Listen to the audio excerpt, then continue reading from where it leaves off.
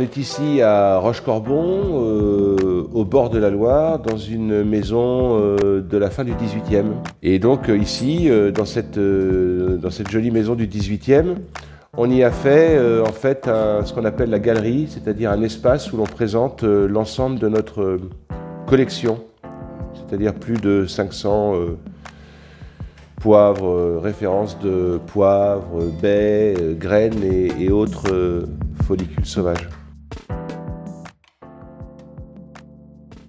Après mes études, je décide de partir à l'étranger pour une expérience professionnelle que je pensais être de quelques mois, un an. Et puis en fait, j'ai l'opportunité d'arriver au Cameroun, à Penja, et on me propose de m'occuper d'une plantation de poivres. Et en fait, finalement, j'y suis resté 4 ans. Et donc, j'ai été passionné par ce métier de pipériculteur ou de planteur de poivre que j'ai découvert, en fait. J'y connaissais absolument rien. J'avais juste un peu la main verte et c'est tout, quoi. Et en fait, ça m'a littéralement passionné. Après, en revenant en France, j'ai cherché à faire connaître le poivre de Penja.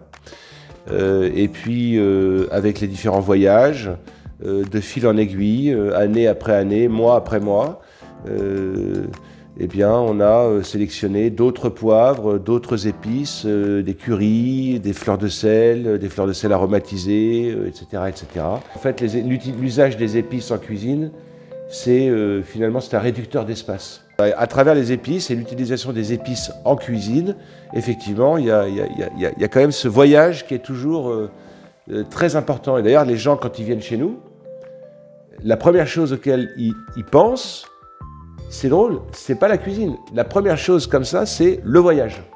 Alors, la première expression de terre exotique, il y a 20 ans, plus de 20 ans, quand j'ai commencé, on disait terre exotique, qu'est-ce que c'est ? C'est le raffinement au quotidien. Le raffinement passe certainement par quand même ces notes caractéristiques, ces notes de caractère qui sont transmises par des épices de qualité. Bonjour, je suis Erwan De Queiroz, créateur de Terre Exotique, une maison qui a une collection de 500 poivres, baies, graines et autres follicules sauvages sur les bords de Loire en Touraine.